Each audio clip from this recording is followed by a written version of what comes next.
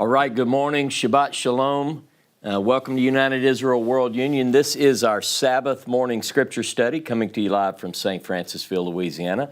Thank you so very much for joining us. I realize that you could have plenty of other things that you could be doing, but none of them would be quite as interesting as this. So thanks for joining us. I did want to say before I get into the material for today's class today, that we are having our conference here. Just a reminder, many of you know this already, but April 29th through May the 1st, we have on our website, UnitedIsraelWorldUnion.com.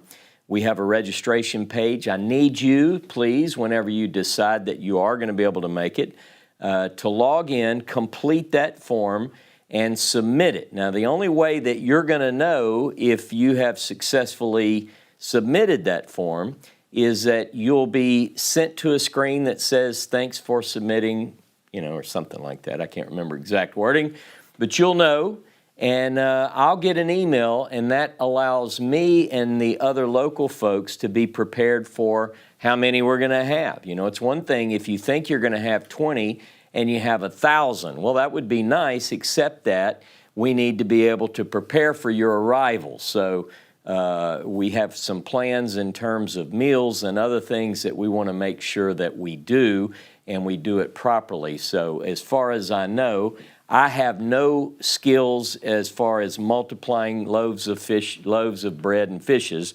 So I need you to tell me if you're coming so that I can plan properly. So please do that, UnitedIsraelWorldUnion.com, and you'll see the page for the registration. It's along the top, and you'll notice it very easily. So again, thank you for joining us. I have some fun stuff to go through.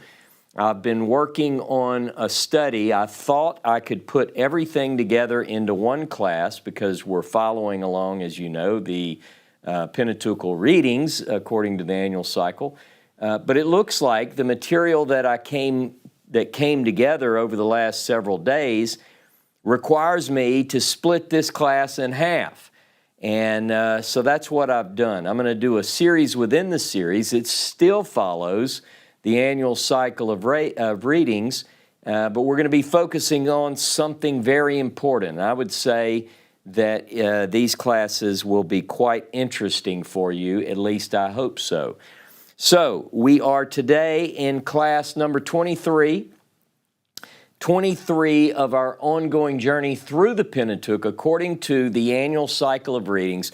We're in the book of Exodus, and we are covering material that is found in Torah reading, Vayachel, and that means and he assembled. It begins with this idea that Moses assembles the people. It's named for the opening word in that particular reading. So the story, Vayachel, it covers from Exodus chapter 35, verse 1 through chapter 38, verse 20, and it opens with a discussion, some laws about the Sabbath. And that in and of itself would be a great class, but I didn't choose to do that. But this particular opening section on the Sabbath gives some laws about the Sabbath. It also includes the first mention in the Hebrew Bible about igniting a fire, or the prohibition of igniting a fire on Shabbat. We've had some other passages about Shabbat, particularly Exodus 16 and so forth. We know that we're not supposed to work and other things, but in this particular chapter, in Exodus 35, beginning in verse 1, those laws about the Sabbath tell us that we can't have fire. And then the material that follows should feel a bit familiar to you. In fact, it should feel very familiar to you. When you read it, you're going to think, I've been following this cycle of readings faithfully because I'm a great Bible student. This is you talking. And I've read this, and this sounds like something I just read, perhaps 3 weeks ago. And that will be the case, because what we're dealing with today, the material that we encounter from the beginning of this particular Torah portion, deals with this donation of all sorts of items for the construction of what is called the Tabernacle. It's also known in the Hebrew as the Mikdash or Mishkan. Mikdash means holy, a holy place, or something of that nature. And Mishkan is tied to the root word, which means to dwell, shchan. And so now all of those, as you recall from Torah reading Terumah, which was just 3 weeks ago, I think, you'll recall that this donation, this elevated offering that the people are bringing, is of all sorts of things, but it comes from those who are of a willing mind, a willing heart. Various translations treat it differently. It has to do with those who willingly bring these gifts. They're moved by the Spirit, they're moved by the heart to bring these offerings. Everything that is required is mentioned in Terumah, and then you'll see that again in this particular Torah reading, Vayichel. In fact, what we see is that this offering is so successful. It is so successful that Moses has to tell the people that's enough.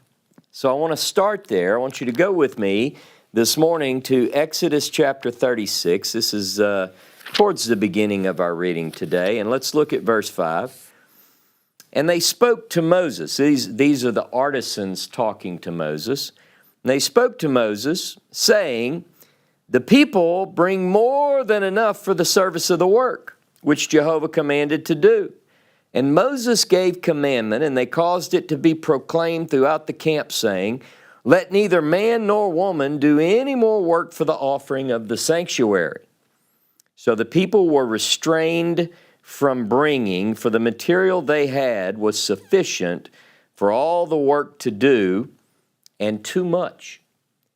That's an interesting story. It's that Terumah, Moses is told about this offering that he is to take. Remember, all the people of the children of Israel are to collect the offering, but the only people who are giving are those who are of a willing heart and spirit. And by this particular Torah reading, so much has come in of all the things that they needed that they have to say that's enough. Now, the reason, as I said, that this material seems so familiar is that we learned in just a couple of weeks ago in Terumah about all the items. Well, this particular Torah reading deals with the execution of that plan. In other words, take these things up, you're going to make the following things in the following ways, and it's sort of predictive. It's telling us what's to come, and in this particular reading it says, and now they're doing it. And then they go back and they make mention of all that you've read prior to that. So in fact, if you go from Exodus chapter 25 to Exodus chapter 39, you're going to find that there is quite a bit of repetition. Now that works in my favor because it allows me to focus on certain things, and in this case, it allows me to build a two-part series within the series, and I don't feel like you're being robbed of anything because I'm able to focus on something very important, and that is exactly what I'm going to do today. I am going to focus on, beginning today, finish next week hopefully, on a singular subject, a part of the whole. Now, one of the things that we find when we're reading about the Mishkan or the Mikdash, the Tabernacle, the Ohel Moed, as it's called, the tent of meeting, what we find is that there are several references to the fact that all of these integral parts create something that is one unified place. And it says over and over that the tabernacle is one. Echad, it's one, it's one, it's one. And but we're going to focus on one particular part of the whole, which is the focus of the whole tabernacle anyway.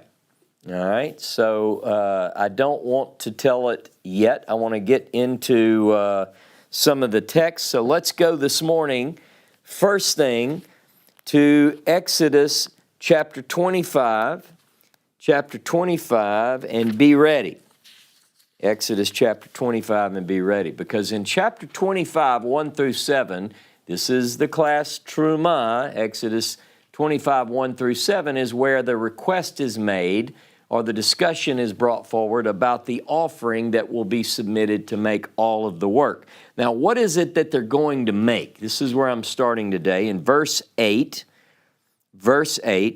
of Exodus 25.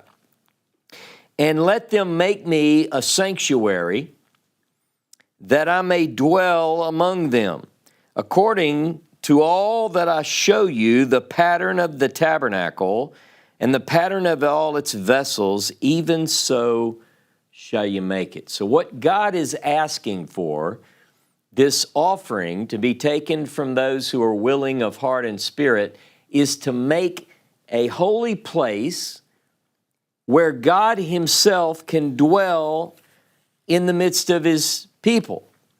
It's a holy place. Mikdash, some of you know some Hebrew, and kadosh is the word that's typically translated as holy. We say holy, set apart. I think I've mentioned recently, don't take the sanctity out of the word kadosh. Some people say, well, kadosh doesn't really mean holy like you think it means. Well, it can. I'm here to tell you it can. It can mean set apart for a very special purpose. And when we talk about the Mishkan and the Mikdash, if we're making a Mikdash in Hebrew, you put the mem on the front of holy, and so it really literally means what is holy. What is holy? Make for me what is holy. Because he wants a place where he can dwell in the midst of his people. And by the way, this idea of God dwelling in the midst of his people is something that shows up in various passages throughout the Bible, such that we get the idea that this is one of the main things that God wants. If you go back to the garden, God is walking in the garden with humans in the cool of the day. And that seems to be what humanity lost. And so then the Mikdash is in some way a way to bring that back. All right. Now, everything that is made has to be made according to the pattern that was shown to Moses in the mountain. In Hebrew, that's called a tavnit. And I've told this in previous classes, but tavnit is tied to the root word bana, which means to build. So in a way, this tavnit is a building plan. We might even think of it as a blueprint. It's something that Moses saw. Now, did he see some, physical, manifestation? Was it just on plans? We don't really know. We don't get that detail. But we do know that he sees something in the mountain, and God says to him several times, make sure that you make it according to that plan. My friend Daniel Wright is very much an expert on the tavnit. We've talked a lot about this, and I don't want to give it away, but he's working on a project right now that I'll announce about the tavnit, Daniel Wright. Okay. Now, the first object that is described for us in the description in chapter 25 of what is to be made according to the tavnit, the first object out of the gate, the first thing that's described is what in Hebrew is called an aron. Aron. Now, aron is typically translated in English Bibles by the term ark. Ark. And everyone knows about the ark, or they thought they did. We're going to be talking about the ark for the next 2 weeks, but what I want to begin with is taking away from you the word ark. So stop calling it ark if you would. I would prefer that we go with a little bit more accuracy. I don't know what an ark is. The only reason I know what the word ark is because of the parochial language that I grew up with, the Bible language that tells me that this object is called the ark. But it's really a box. It's a chest. I like to think of it as a chest. So I want you to substitute for you really, not for me. I do it already.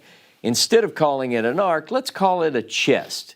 Now I know that messes up a lot of great movies and a lot of things that you've come to know and to love and cherish. But it's just let's call it a chest. Okay. Now let's read the description of the chest. So go with me to chapter 25 of Exodus, and let's begin in verse 10. And I'm going to substitute, when I see ark, I'm going to substitute the word chest to get you used to it. You don't have to take a pen and mark out ark and put chest in the column, but, I have sometimes. Verse 10, and they shall make a chest of shittim wood. Shittim wood. Shittim is acacia. I'm going to talk to you, and I'm even going to show you a piece of shittim wood today. 2 cubits and a half shall be its length, and 1 cubit and a half its breadth, and 1 cubit and a half its height. And you shall overlay it with pure gold.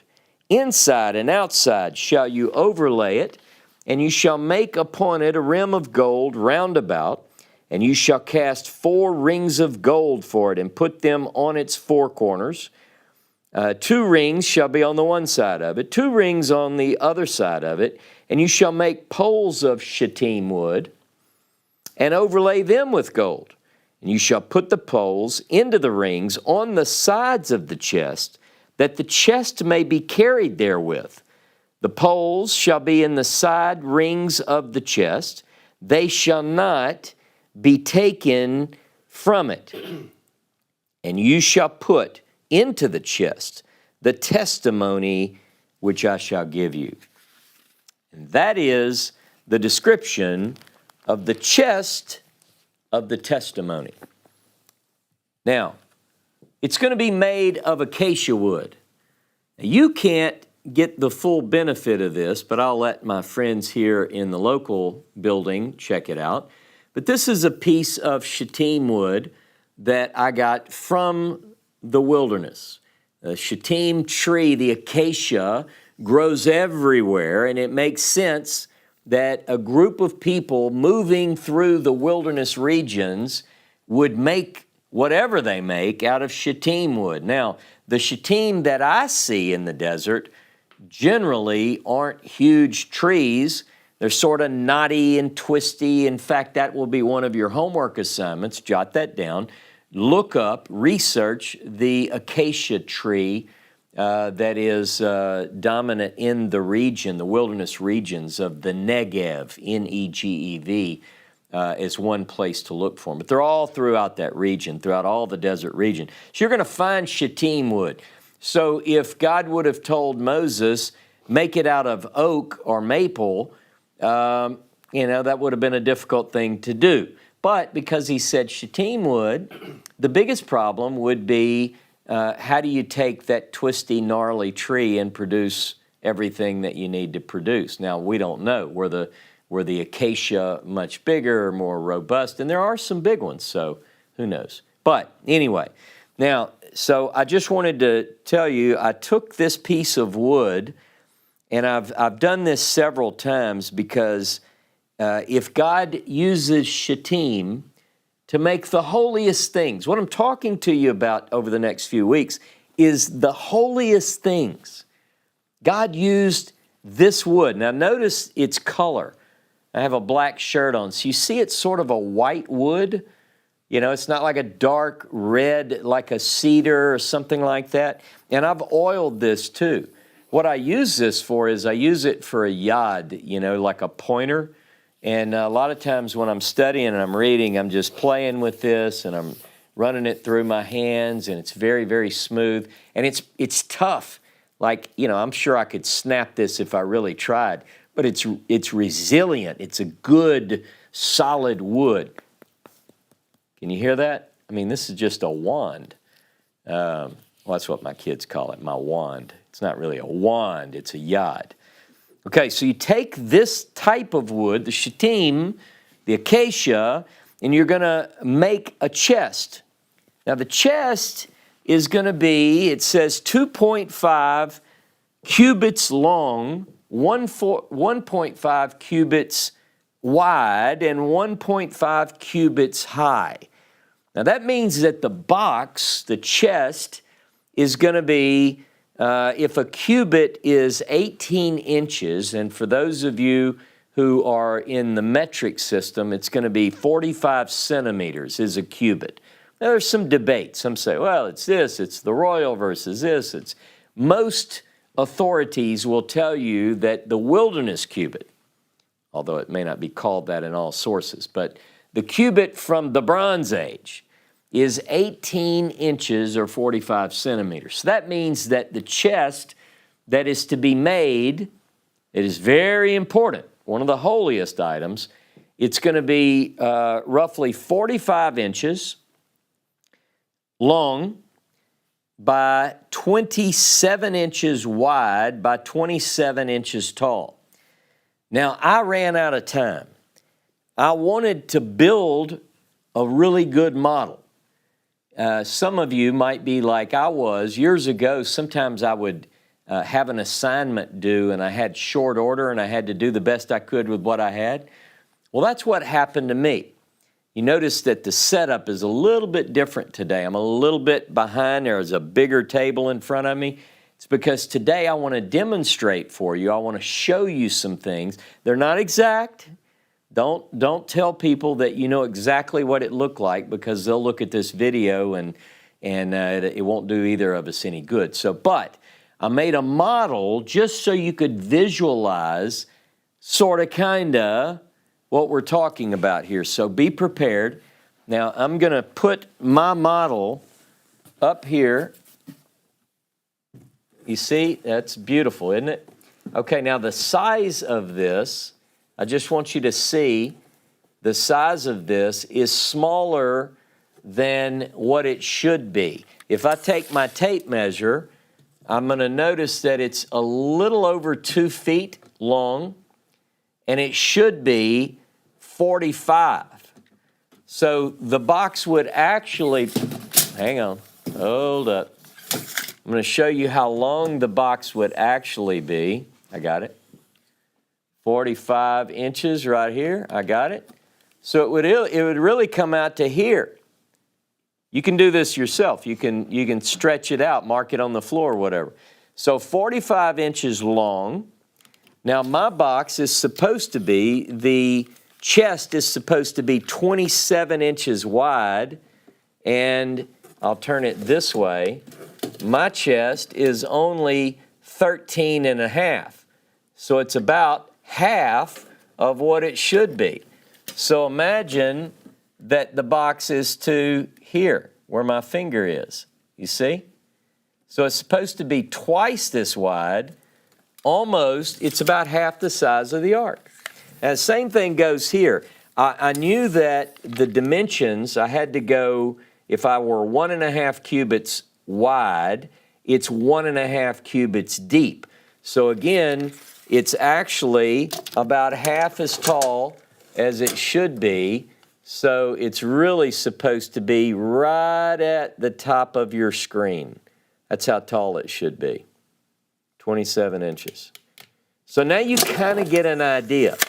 Now notice that this box that someone made, I'm going to tell you who did this. It was really me, but I'll tell you biblically who did it. It's got to be, it's made of acacia wood, and then it's going to be overlaid with gold, pure gold. And so I have my pure gold from the local hardware store, actually, but it's got pure gold on the outside and on the inside. See there, I didn't just halfway do this. I did it just like I was supposed to. Inside and out, it's gold. Now, the measurements that I gave you only describe the chest itself. Now, the chest also has a lid. It has a covering. And we're going to read the story about that covering in just a moment. So where it says that it's overlaid with pure gold, in Hebrew it says, mi betu michutz. Mi betu michutz. That means inside you know the word beit means house. So it's like inside the house, like inside the chest. It's got to be laid with gold. Mi beit umichutz. Umichutz on the outside. On the outside of it. Inside and out, you're going to overlay it. Now, the other thing that has to be done to this box, which you can see, I just ran out of time for my project and didn't have the time yet. But this is so fun, I might go ahead and make this a little bit better. I wish that I could have engaged Bridget. She's more crafty than I am. I was scrambling last night. I think I texted her around midnight and asked her if she had any gold paint. So anyway, so it's supposed to have a border around it, a border that is also layered in gold. And then there are going to be 4 rings of gold on the feet at the base. Now, you have to work with me here. Rings. What do the rings look like? I don't know. There's not a lot of description in terms of the text, but I have these made out of PVC. And they're a little bit probably wider. Were these like more like just circular, narrow? I don't know. This would be a good design. Maybe Bezalel thought so as well, so who knows. However, what we have is I have 4 of these. Now, these are just because later I intend to take this project a little bit further, maybe for the next class. So I have 4 rings. Now, what it says is, it says that you put these at the foot, at the 4 feet. Now, nowhere does it describe 4 feet like claws, like you would see on, a clawfoot bathtub or something. But it indicates, the Hebrew means at the base. Now, what we don't know is, we don't know if these are to be placed on the long side or the short side, all right? So are the 2 going to be like here and here? You see that? Or do they go this way, right? Where you have one here and one here. All right, we just don't know. It doesn't say. Now, the way I interpret the text, this is my understanding of the text. Don't worry about that foot. My understanding is that it would be on this side. So you would have the poles running this way. But if you Google this, if you do the research, if you look up different options, like Daniel Wright sent me all sorts of photos last night of the different options. Do the poles run this way on the narrow side, or do they run this way like that? Well, the reason I think they run like that is not because I've seen it like that in a movie, although I have, but because of the phrasing of the Hebrew, to me, indicates the sides. And here's the reason. Whenever we talk about the lid, the cover in a moment, it uses a different word for this narrow, all right? It calls this the end. Because the reason I know that is because when it describes what we read about cheruvim on the top, some people say cherubs on the top, they're placed one on one end, one on the other end. If it were talking about the sides, it would say put one on one side of the top and one on the other side of the top. That's for what it's worth. That's my understanding. Okay. Now, you're to make poles of shittim wood, same wood, and you're going to take these poles made of shittim and you're going to overlay them with gold just like the shittim box. So you have a shittim box, you have rings with gold, and you have poles that are made of shittim, which are coated in gold as well. You're going to put the poles in. Now, I don't want to do this just because it's distracting and it's not worth it, and I'm not ready to do this yet. But the goal would be to put my rings on this box, painted gold, take 2 long PVC pieces that are painted gold. Sorry, I'm all out of shittim here in St. Francisville, and I'm going to run the poles in. Now, here's the thing. According to what we're going to read, once the poles are in, they stay in. says don't pull the poles out. You slide them in, you leave them in. Now, the question becomes, once you get to that stage, it says, finally, according to what we just read in Exodus 25, verse 16, it says that what goes inside of it is the testimony which I will give you. Now, since that I read you from Exodus 25, at that point in the story, they haven't received yet the stone tablets. That comes later. You remember, we talked about that. Dr. Tabor did an excellent class, which if you missed it, you need to check it out, The Mystery of the Testimony, where he really talked about the testimony. And he describes what is the testimony, because that's what goes in this box. And it's the most important thing. Look, the box is for the testimony, as James pointed out. I won't go through all those verses because he covered them so well in his class. The tabernacle is the tabernacle for the testimony. In other words, everything about this holy place is bringing you closer and closer and closer to the heart of this building. And at the very heart is a box. Everybody wants to see the box. Well, I was talking to James Tabor this morning. He's like, can you imagine, think about this, if this box were discovered, it doesn't matter if it had the 10 Commandments in it to most people. If the box were discovered, right, how many people do you think would visit it? It would be, most of the world. You think about the line. It would be sold out forever. I mean, some of the great exhibits like King Tut's treasures and all drew in, I don't know how many, a lot of people. But this would so far exceed anything. Every news channel, channels that lean to the right, channels that lean to the left, doesn't matter. You wouldn't be able to find anything on television, but the ark has been found, right? Now, I haven't made the lid yet. That requires a little bit more time than I could spend. But the lid is important too. Now, unfortunately, most translations render this lid as the mercy seat. And the problem with the translation mercy seat, for what I'm going to tell you is the cover or the lid, is that the word mercy is not in it, nor is the word seat.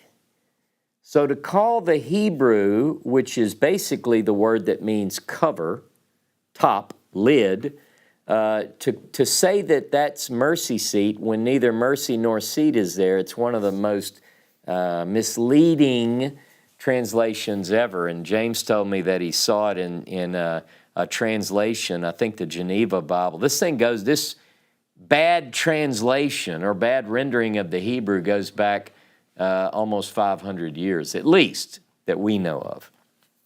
Okay, so it's not the mercy seat. In Hebrew, it's the kaporet, the covering. Kafar means to cover. So the covering of gold is going to go on the top. Let's read that. Let's look at Exodus chapter 25, and verse 17. And you shall make a covering of pure gold. See, Corin gets this right. What is the Hebrew? And you shall make a covering, va'asita kaporet, zahav tahor, of pure gold. So you're going to make a cover of pure gold. Let's see. 2 cubits and a half shall be its length, 1 cubit and a half its breadth, and you shall make 2 cherubim of gold, of beaten work shall you make them at the 2 ends of the covering. And make 1 cherub on the one end, the other cherub on the other end, and of the covering shall you make the cherubim on the 2 ends of it. And the cherubim shall stretch out their wings on high, overspreading the covering with their wings. Their faces shall look one to another. Toward the covering shall the faces of the cherubim be. You shall put the covering above, upon the chest, And in the chest you shall put the testimony that I shall give you. There, where? At the covering. There I will meet with you, and I will speak with you from above the covering, from between the two cherubim that are upon the ark of the chest of the testimony, of all things that I will give you in commandment to the children of Israel. Okay. Now, again, so how big is the lid? Well, the lid is going to be the dimensions this way and this way. Well, that makes sense. Now, the lid, if you notice, is it made of shittim wood? It's just gold. The lid is gold. And the lid is going to be designed such that it fits perfectly the dimensions of the chest. 2.5 cubits long, 45 inches long, 1.5 cubits wide, 27 inches wide. And then on the top, it says that you're going to have 2 cherubim. Now, in English, it might say cherubs. Cherubs. Now, listen, if you in your mind have cute little, what's that angel for Cupid, the little cherub, you know, if you have that image of a cherub, whew, that isn't even close. We're going to talk about what are cherubs next week. We're going to describe a little bit more detail, and I know a lot of people might get excited and want to help me out here. Just wait. We're going to talk about what are the cherubs. We're going to go through the text so that your mind, what's on top of this box is not probably what you think it is. Now, whatever these creatures look like, you'll get a good description of them next week. That's why you can't miss. What we do know is that they're on the ends. They're going to be, one's going to be here, and one's going to be here, on the lid, on the cover. All right, so you're going to have one here, one here. Now, the other thing, it says that you're going to put them on the lid. They're going to be a beaten, hammered work, and it says that the cherubim shall spread out their 2 wings. Okay, so this is going to be like this. Like if you were, if this is the box, there's going to be one doing this, right? And there's going to be one on the other end like this, doing this. Now, let's get a little more specific. So their wings are going to be above, overshadowing, it says. And they're going to be covering the cover, basically. Overshadowing the cover like this. But it says their faces, the Hebrew says their faces, the faces of these cherubim are going to be a man to his brother. A man to his brother. Interesting phrase. A man to his brother. Most translations are going to take that away from you and just say the faces are going to be one towards the other. But the Hebrew says a man towards his brother. Interesting. We'll talk about that a little bit more next week. And not only that, but they're going to be towards the covering. So I'm going to do this a little bit better now. My face, if I'm one of the cherubs, one of the keruv, I'm facing the other keruv. My wings are overspread over the top, over the cover. I'm going to be directionally, I'm going to be like that, and my face is going to be down. You see? So I'm going to have it just like this. Wings outstretched, face directionally towards the face of my brother keruv. And that other one is going to be facing me, wings just like that, directionally but downwards. Okay? So now you have an image of that. Okay. And it says that you're to put the cover on the chest, and into the chest you're going to put the testimony that I will give you. Still hadn't given it to him yet, right? Now this is interesting. And again, this is part of next week's class too, but I'll just mention, because I read it today, says that it's there where the voice will be heard. What voice? God's voice. God says, I will meet with you there on the lid, basically, on the cover. He says specifically, I'm going to speak with you. In other words, when you would, if you could go into this area with the chest, On the top of the chest, you have the cherubim, and this, listen how specific. I will speak to you from above the cover, from between the cherubim, which are upon the chest of the testimony. And it's not just, hey, Moses, how are you? It's something specific. Certain things are spoken from that place, and the Bible tells us what they are. And I'm going to give you examples of that next week. You're going to actually be able to know what was communicated from between the cherubim on top of the cover of the chest of the testimony. And I'll give you a couple of examples that you probably didn't know were from that particular place. Now, go with me to Exodus chapter 31. Exodus chapter 31. And it says in verse 1,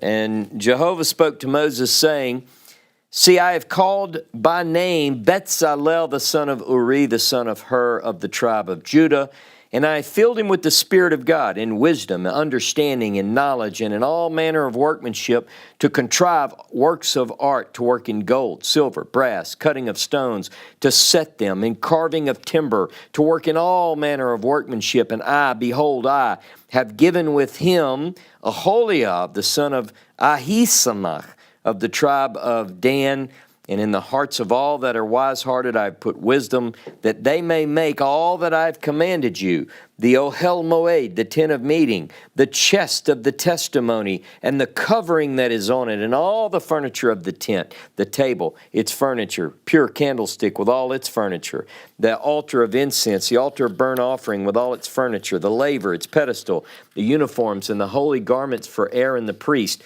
garments of his sons to minister in the priest office, and the anointing oil, incense of spices for the holy place, according to all that I have commanded you, they shall do. These, Aholiab, Bezalel, tribe of Judah, tribe of Dan. These boys, these men are filled with the Spirit of God. They're Spirit-filled artisans. Now, not only that, it says specifically what the Spirit has gifted them with. You know, people talk about gifts of the Spirit. Here are 3 gifts of the Spirit. People talk about fruits of the Spirit. They had the roots of the Spirit. What's the difference? You ever heard the roots of the Spirit? You've heard of the fruits of the Spirit. What are the roots? Here they are. Wisdom, understanding, and knowledge. A lot of people confuse this, right? You don't understand that this is basically, they're presented in backwards order. You get knowledge. Knowledge is the intake of information. Understanding is where you can take that knowledge and use it. You know, it comes together for you. And then wisdom is that which comes forth from someone who has knowledge and understanding. A person who has knowledge does not necessarily have understanding, nor does that person necessarily have wisdom. But a person that truly has wisdom, particularly God-given wisdom, that wisdom, what they speak forth, comes from knowing and understanding. All right. Now, how do I know that these are the roots of the Spirit? Go with me to Proverbs. Proverbs chapter 3. This is a bonus for you. Proverbs chapter 3, 19. And Jehovah, by wisdom, founded the earth. By understanding, he established the heavens. By his knowledge, the depths were broken up and the clouds dropped down dew. Here's what it means. We know in Genesis 1 that the creation is brought about, this chaotic deep, the abyss, this dark, foreboding world that was transformed when the Spirit of God, merachefet, hovered, fluttered over the face of the deep. When that Spirit changed and caused separation and division and created order out of chaos, that is the work of the Spirit. And we just read that creation event, that bringing order out of chaos, is rooted to the roots of God's Spirit, wisdom, understanding, and knowledge. That same Spirit that created the world, those same elements, if you will, that created the world through God's Spirit are now put into Bezalel and the Holy of. Okay. Now Moses needs to tell the people who's going to do this work. Exodus chapter 35. Please go there. Exodus 35 and verse 30, beginning in 30. Moses said to the children of Israel, "See, Jehovah has called by name Bezalel, son of Uri, son of Hur, of the tribe of Judah. He's filled him with the Spirit of God, with wisdom, with understanding, and with knowledge, and in all manner of workmanship." Again, the reason I connect Proverbs 3:19 is because God used it to create, to form, to fashion. These are necessary to form, fashion, and create. And that's what he gives these two artisans. Verse 32, "And to contrive works of arts, to work in gold and silver, brass, cutting of stones, to set them, in carving of wood, to make all manner of artistic work. He's put in his heart that he may teach, both he and Aholiab, the son of Ahisamach, of the tribe of Dan." So not only do they have wisdom and knowledge and understanding, but they also have wisdom, because if you are teaching, truly a teacher, you have to have wisdom. It's not enough to just know it or understand it. You have to be able to illustrate it. It requires wisdom. "Them he has filled with wisdom of heart to do all manner of work of the engraver, of the craftsman, of the embroidery in blue, in purple, and scarlet, and fine linen, and of the weaver, even of them that do any work, and of those that devise artistic work." And then it goes on, a few more verses. "Then Bezalel and Aholiab and every wise-hearted man in whom Jehovah put wisdom and understanding to know how to work in all manner of work of the service of the sanctuary, did according to all that Jehovah had commanded. And Moses called Bezalel and Aholiab and every wise-hearted man in whose heart Jehovah had put wisdom, everyone whose heart stirred him up to come to the work to do it. And they received from Moses all the offering which the children of Israel had brought for the work of the service of the sanctuary with which to make it. And they brought yet to him free will offerings every morning." Now what happens, this is where I picked up, and I'm not going to read it again, but what happens is these Spirit-filled artisans are there, they're working, and they're teaching others to do other tasks associated with the work, right? So you might have Bezalel and Aholiab standing over, two other workers that are doing this, and they're saying, no, look, do the ring like this, do it like this. You're going to need to get that fire hotter, John. You get it? Okay, now there you go. Let's do this, do that. So they're going to be teaching. These products and finally, they look around, and there's so much. These people are still bringing gold and scarlet and all these other things, and they have to say, stop. All right. Now, the next time we read about Bezalel, he's making the chest. Go with me to 37, verse 1. "And Bezalel made the ark of shittim wood. 2 cubits and a half was its length, 1 cubit and a half its breadth, 1 cubit and a half its height. Overlaid it with pure gold, within and without. Mi betu mechutz. And he made a rim of gold to round it about. He cast for it 4 rings of gold." Here you go. All right. Well, he spray painted them. "To be set on its 4 corners. Even 2 rings on the one side of it." See, on the side of it, not the end. We know how to say end in Hebrew. On the side of it, selah. It's like the framework on the outside. And he put the poles into the rings by the sides of the chest to bear the chest. And he made the covering of pure gold, 2 cubits and a half its length, 1 cubit and a half its breadth. He made 2 cherubim of gold, beaten out of one piece he made them, on the 2 ends of the covering. 1 cherub on the end on this side, and another cherub on the other end at that side. Out of the covering made he the cherubim at the 2 ends of it, and the cherubim spread out their wings on high, spread with their wings over the covering, with their faces one to his brother, toward the covering were the faces of the cherubim. So there we have it. It was told that it was going to be made according to the pattern. It was then described. We then have Moses announce to the children of Israel, just so you know, I've got Bezalel and Aholiab. They're full of the Spirit, Spirit-filled artisans here. God's given them all the abilities they need. They're going to be teaching some of you. Put your application in with the main office, and that's what happens. So we start here. We've got the chest. You see the model. It's about half the size. It's a big box. It's a big chest. That's almost half size. Now, the contents. What goes in the box? What goes in the chest? And by the way, I like in English to say chest of the testimony. You hear chest of the testimony. That's a good way to describe this. So this is the chest of the testimony. So if I were given a pop quiz right now, and you've heard Dr. James Tabor's class, The Mystery of the Testimony, what goes in the box? I mean, there's room in there for quite a bit. It's pretty big. That's half size. Now, I'm not going to go through all the references that James went through, but we know that the one thing that's in there for sure, because it's the box for the testimony, we know that the one thing for sure that's in that box, in that chest, is the testimony. It's the chest of the testimony, chest for the testimony. Now go with me to 1 Kings chapter 8. Now we're going into the future here.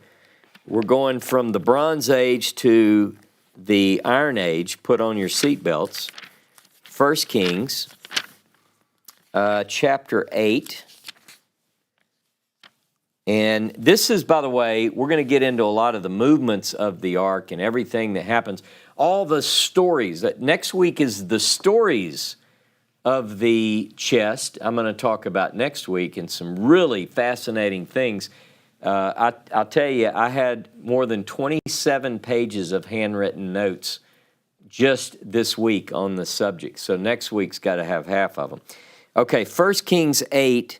This is when the box, the chest, is brought up to be placed into the house that Solomon built for the name of Jehovah. Now look at verse 6, 8:6. And the priest brought in the chest of the covenant of Jehovah to its place into the sanctuary of the house, to the most holy place, under the wings of the cherubim.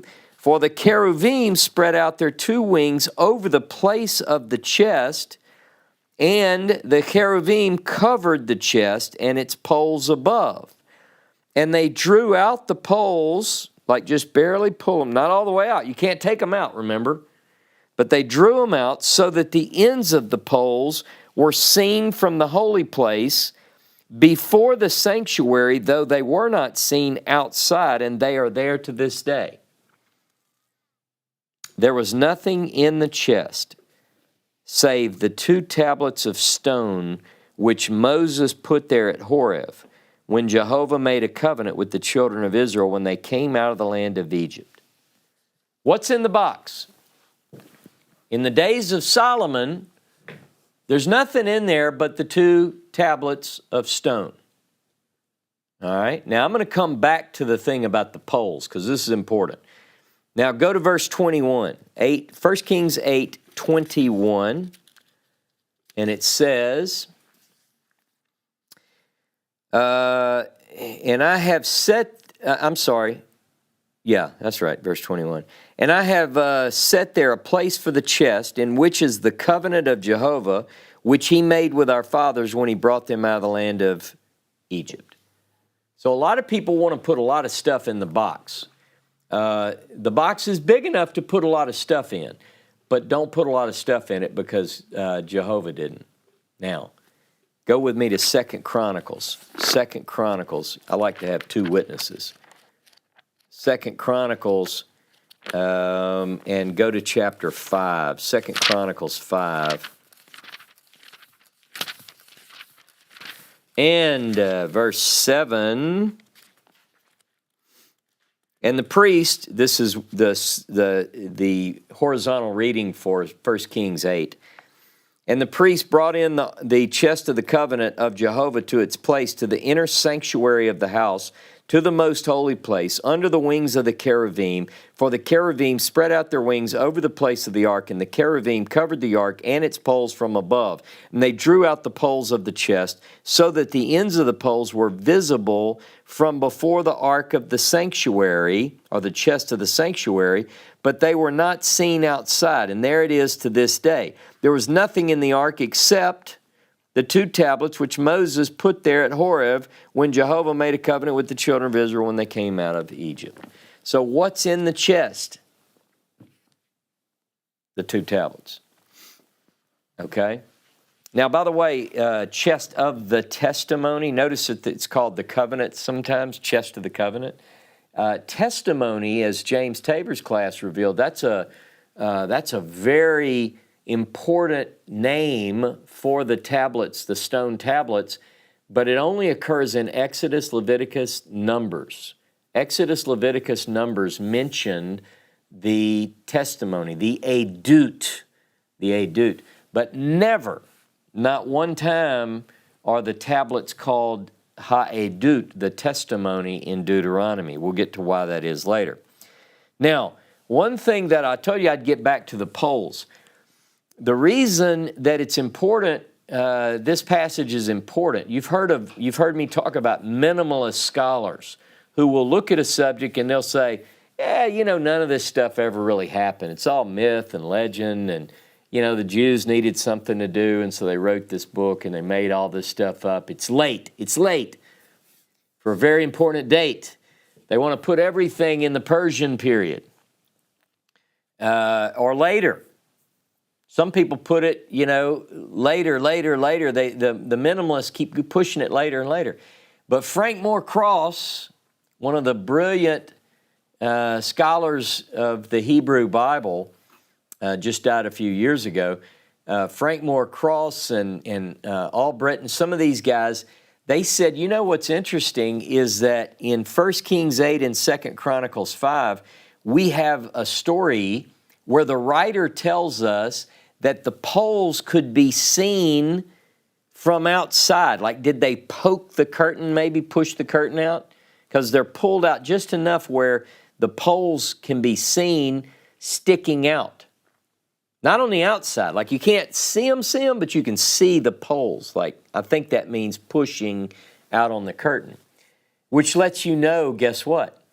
It's still there. Now, the writer tells us, 1 Kings 8, 2 Chronicles 5, it's like that to this day.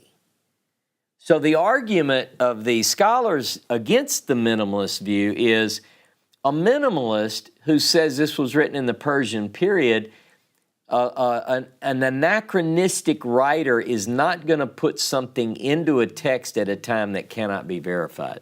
That makes sense? In other words, if I say, you can see it to this day, and if I said that now, you could say, Ross, I've been there. There's no temple, there's no ark, there's no anything. So it'd be stupid for me to say that, writing this late. In other words, the person who wrote that is telling you, I'm writing this in my room in Jerusalem. I was doing left to right, I messed up. And he says, if you go there, you can see it now. I think that's brilliant. So it tells us these texts are there when the first temple stood. Okay, now, so we have a description of the chest. Per the Tavnit, and an account of Bezalel making it. Okay, so I want you to go with me to Exodus 38. Exodus 38. Now this brings us into material that's actually a little bit into next week's class, but that's okay.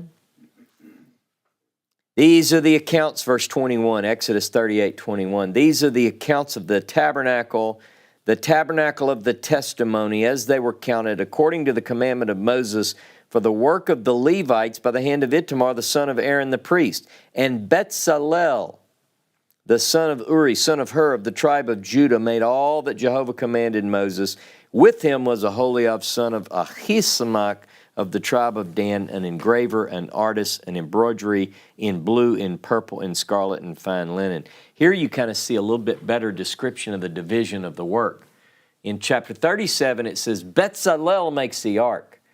And we know that Aholiab is given as his assistant. Aholiab's talented too. He's filled with the Spirit of God too.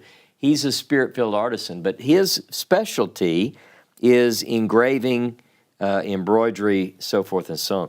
Now look down at chapter 39, Exodus 39, verse 33. Exodus 39, 33.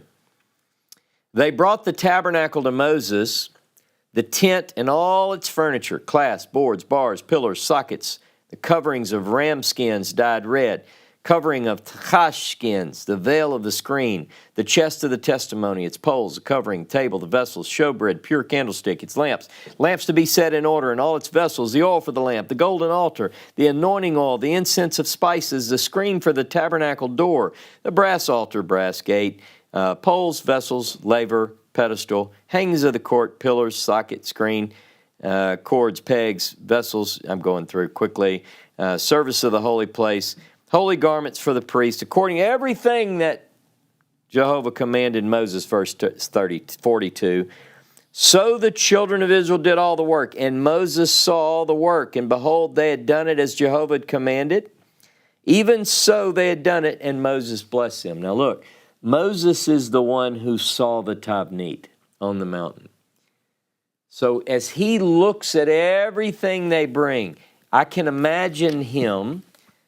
He looks at this, he says, that's what I saw. That's what I saw. You got it, Bezalel. Let me see that embroidery work. That's what I saw. I saw that in the mountain.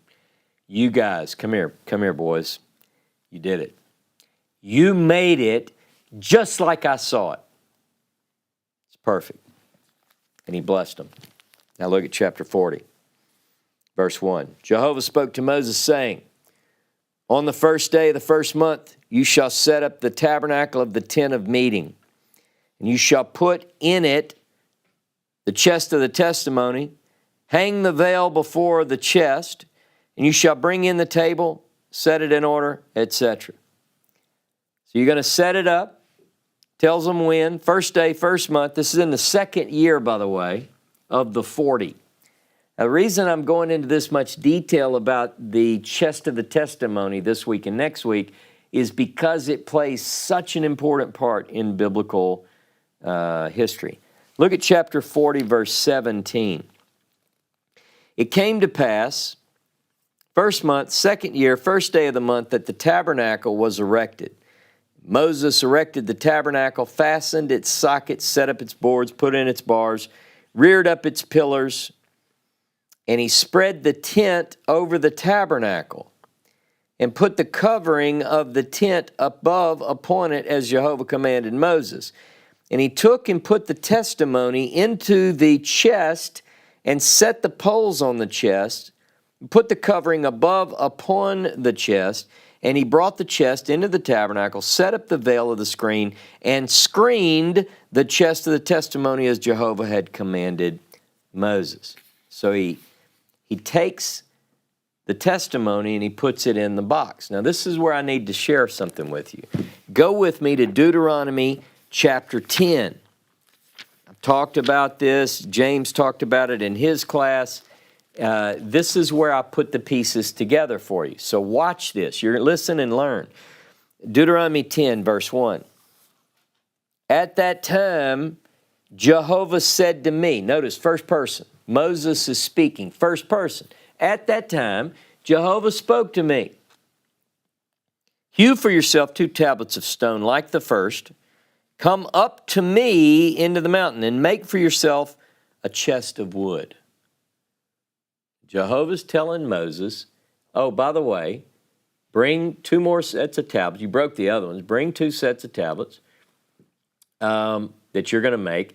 And also make an ark, make a chest, make a box. Stick with me. And I will write on the tablets the words that were on the first tablets, which you did break. Excuse me. And you shall put them in the chest. And I, Moses speaking, first person, I made a chest of acacia wood. And I hewed 2 tablets of stone like the first, and went up to the mountain, having the 2 tablets in my hand. And he wrote on the tablets, according to the writing on the first, the 10 words, which Jehovah spoke to you in the mountain out of the midst of the fire on the day of assembly, and Jehovah gave them to me. And I turned and came down from the mountain, and I put the tablets in the ark which I had made, and there they were, as Jehovah commanded me. Now, Moses says, I made a chest. And you go, well, Moses, what kind of wood did you use? I used shittim wood. I made a chest out of shittim wood. What's the chest for, Moses? Was to put the testimony in. But I thought Bezalel. Now stick with me. I thought Bezalel was making the chest for it. Now Moses' chest, it doesn't give dimensions. Bezalel's gives dimensions. 2.5 cubits by 1.5 cubits by 1.5 cubits, got a lid, got cherubim on the top. Moses is just, God tells him, make a chest and bring it up. Or he doesn't say bring it up, he said makes a chest. When he goes up to the mountain, he doesn't bring the chest with him. You go, well, how do you know that? Because I can read. Read it. It says he makes the chest, but he says he goes up and he's got the 2 tablets. It says when he goes down, he takes the 2 tablets and he puts them in the chest that he made. He comes down with the tablets inscribed and he puts them in a chest that he makes. Now, I've really gone above and beyond this week, right? I made a Moses box too. All right, so here we have the box. This is shittim wood, by the way. It smells like shittim wood. All right, and he's got 2 tablets. Now, by the way, these 2 tablets are the exact dimensions, not of the 2 tablets. I don't know what that is. It doesn't say, and Moses doesn't tell us, but this is the dimensions of my tablet, my iPad mini. So he has 2 tablets. They're written by the finger of God on this side and that side, it says. He takes the 2 tablets and he puts them in the box that he made, just like this. It's made out of acacia wood. You see that? I'll get you to smell this in a minute, John. Acacia wood. And then when he comes down, he puts so they're in there. They're in the box. They're in the chest. Now, in Exodus chapter 40, verse 20, we just read that, says that Moses takes the testimony and he puts it in the aron that Bezalel made. So that's what happens. So I think he puts his in his acacia wood box, and he puts his acacia wood box, carefully, in the acacia wood box that's coated in gold. So you have gold, acacia wood, stone tablets on the inside. And that's what's in that. Now, we already read 1 Kings chapter 8, 2 Chronicles chapter 5. That's it. What else is in there? Well, that's all it says is in there. Now, the book of Hebrews chapter 9, verse 4 says that there is the pot of manna and Aaron's rod that blossomed. Now, they could fit in there, no doubt. And there's one other thing that some people have suggested goes in the box. But I'm here to tell you, and I'll tell you why. I'll show you why they're missing something. That's it. That's all that's in the chest. That's what it's made for. Chest within a chest. Now. Okay, now go with me. Deuteronomy 31. Deuteronomy 31, verse 9. Moses wrote, HaTorah Hazot, this Torah, And he delivered it to the priest. Notice this is third person. Somebody wrote this and not Moses. Somebody's telling us that Moses wrote this instruction, the Torah, gave it to the priests, the sons of Levi, who bore the ark of the covenant of Jehovah, or the chest of the covenant of Jehovah, and to all the elders of Israel. Now, a couple of things I want to point out. Number one, it says that Moses wrote a Torah. Now, everybody says Moses wrote Genesis 1 through Deuteronomy 34. I've taught this many, many times over the last couple of years. But that's not what this text himself say. That's tradition. Tradition. But it's not what the text says. And it's no sin to say that Moses didn't write everything. Like we know Moses didn't write about his own death, although some people would even say he wrote that. We know that it's not likely that the humblest man on all the earth would write, and Moses was the humblest man on all the earth. But anyway, so there are things he didn't write. What did he write? What is this scroll, this Torah that Moses wrote, and he gives it to a certain group? He gives it to a certain group. It says he delivers it to the priest, the Levites who bore the Ark of the Covenant. Now, next week we're going to talk specifically about that. Who is that? Can we be more specific? Yes, we can. We can be very specific. You're going to be surprised. I've got some things that I found this week that I've never seen before. So it says that he gives it to him. Now look down chapter 31, verse 24. Verse 24. And it came to pass when Moses had made an end of writing the words of this Torah in a book, in a sefer, in a scroll, until they were finished, that Moses commanded the Levites who bore the Ark of the Covenant, saying, now I want to stop there for just a minute. Note that this is third person. He writes the words of this Torah on a sefer until they're completed. Now listen, the Torah, as we've defined it, Genesis 1:1 through 34:10, is not complete yet. In other words, we have 3 chapters left, and it says he's written it to its completion. So whatever he wrote is not Genesis 1:1 through Deuteronomy 34:10. That's not what it's talking about. It's talking about a little scroll. Now, what does that scroll look like? What do we know about that scroll? Look, let's keep going. Verse 25.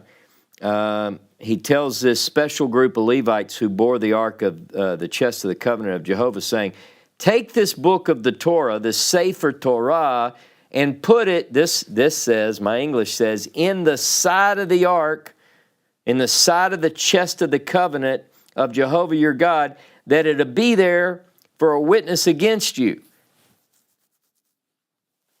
What side?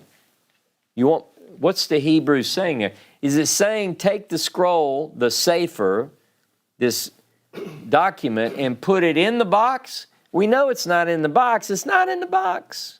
You're going to learn more about this next week. It's not. We know what's in the box, and it doesn't include this leather scroll that's written. Now, I happen to make one of these. I'm going to talk about that in just a minute. But he gives them this. This is a scroll. Now, he gives it, and he says, take this Sefer HaTorah Hazeh, and put it, plural, mitzad the chest of the covenant of Jehovah your God. And it'll be there against you for a witness. What does mitzad mean? Is it in the side of? Is there a compartment that we didn't read about? Did Betzalel put a little, like a mail slot? You know, what is it that we're talking about here? Well, in Hebrew it says mitzad. Now, literally, mitzad, I'll tell you, I'll give you a couple of examples in just a minute. Now, my Sefer Torah is, you see how I've folded it? Okay? Now, it would be a little thicker than this. But this Sefer Torah is 21 columns of text written on sides. So it's like, now the back of it is coated with a protectant. We know this from the Dead Sea Scrolls. The ancient world, they did this to protect ancient documents. We found this. All the Dead Sea Scrolls, a lot of them have this like oil, bitumen type stuff. All right, so one theory, now you don't want to get this, so you write on the scroll, you write on the leather, but you want to preserve it. You don't want it to decay. You want it to last forever. He says, look, I want you to have this as a witness. So you protect it. He puts stuff on here, oil, whatever, and then you don't want the letters to get messed up. So here's the writing side. I'm going to fold it writing to writing, oiled side to oiled side, back, face to face, back to back, face to face, back to back. And what this takes, now you go 21 columns, that's a mighty small scroll, Ross. Well, we have examples of this. It's a little more than 3.5, 4 inches tall, right? And do you know that what I just did here, I could put the book of Hosea. This 21 column scroll, which is 3.5 meters long, about 11.5 feet, I could write the entire book of Hosea in Paleo Hebrew on this document right here. You go, well, who said there's ever been anything folded like that? You'll learn more as we go. So he has something like this. It's not going to be like my big Torah scroll. You could fit that in, you could fit that in there, but anyway. But mitzad doesn't mean inside. Mitzad, literally from a side of. Let me give you a couple of quick examples. Go to 1 Samuel 6:8, and there are lots of these, but I just picked a couple, maybe just this one for time. 1 Samuel 6:8 is one example of the word mitzad. It says, and see if it goes by the way of his border to Beit Shemesh, then he has done us this great evil. But if not, then we will know that it is not his hand that smote us by chance. Wait, let me see if I got the right verse. Sorry. 1 Samuel, 1 second. I got a couple of different things written down. Mitzad. Give me 1 second here. I'll make sure I have the right verse. Put it aside, mitzad. See, I usually don't do this. You never get to see me make mistakes like that, so I have to do it every once in a while. 1 Samuel 6:8. What did I say? 1 Samuel 6:8. Is that what I said? Okay. And take the chest of Jehovah and place it on the cart and put in a box at its side, mitzado. So in Deuteronomy 31, it says, take this scroll that I've written and put it mitzad. Now watch this. I'm going to put it by the side of it. You see that? I took the scroll that I just wrote. I'm Moses. And I say, here you go, you Levites who put this mitzad Aaron, and that's where it's going to be. Now, is it on a table? Is it on it? That's what it says. Now, this says, put it mitzad, mitzado, and the figures of gold which you are returning to him as a guilt offering, then send it off and let it go its way. Here are 4 other references you look up on your own. Exodus 25:32, mitzad, talks about something on the side of something else. Exodus 37:18 and Ruth chapter 2 verse 4 says that Ruth went and set mitzad, at the side of the other reapers. So it just indicates nearness, proximity. Okay, so Bezalel makes a chest of acacia wood. He's a spirit-filled artisan. He makes a chest to hold the covenant tablets, the 10, the testimony, the adut. Moses makes a chest of acacia wood. It's not coated in gold. We don't know how big it is. All we know is that Moses made this one. He takes the tablets. These tablets are written on by God. He's carved them. These tablets Moses hewed from some sort of rock. He puts them in the aron that he made out of shittim wood. He takes this chest that he made and he puts it in the chest that Bezalel made. He writes a Torah, not Genesis through Deuteronomy. It's a smaller one. He hands it to the Levites. They put it near, mitzad, the Aron. Now, I have a lot more questions now. As I think about this, even with my poor model here, it opens up a lot of other questions. What part does this chest play in the history of Israel during the biblical period? Does God really speak from this box, from between the cheruvim? Do we have examples of that? Yes, we do. We have examples of what God said from that place. And what is a keruv? What are these? Are they little cute angels that have a little bow and arrow? Who are the Levites specifically whose job it is to take care of the holiest things? And by the way, what happened to the chest? And what happened to the little scroll?